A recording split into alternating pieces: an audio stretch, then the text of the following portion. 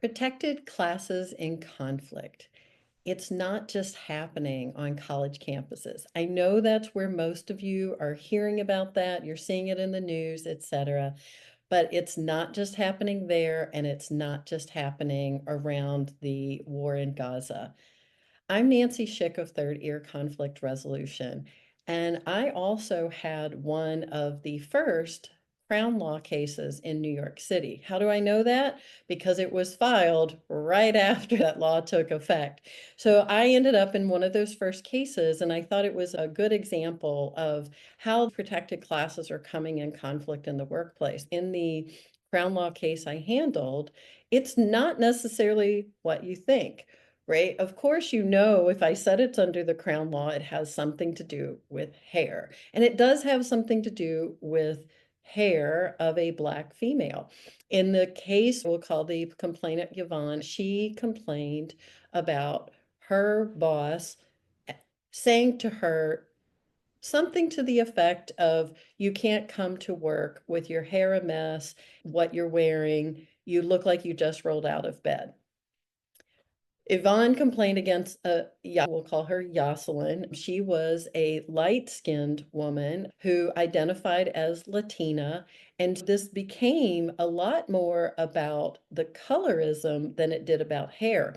But Yvonne had heard hair, she heard something's wrong with my hair, so she filed a complaint. First of all, the word hair is a four-letter word, but it's not banned. Even though we have a Crown Law, you can still restrict the way someone wears their hair in the workplace for things like safety and hygiene. That was ultimately what the employer was trying to relay.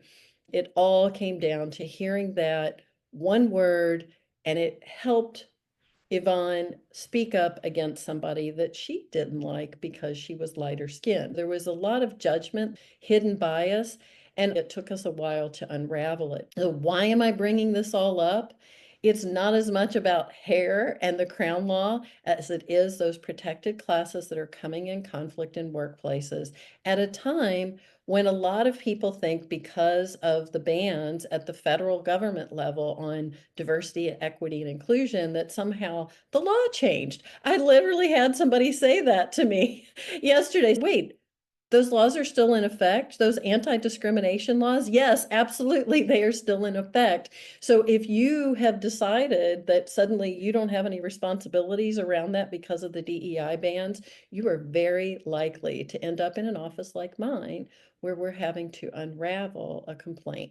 I don't want that for you. So if you're not sure how to navigate this, hit that button below and schedule a consultation with me. In the meantime, keep listening with your third ear. For those hurts you can heal.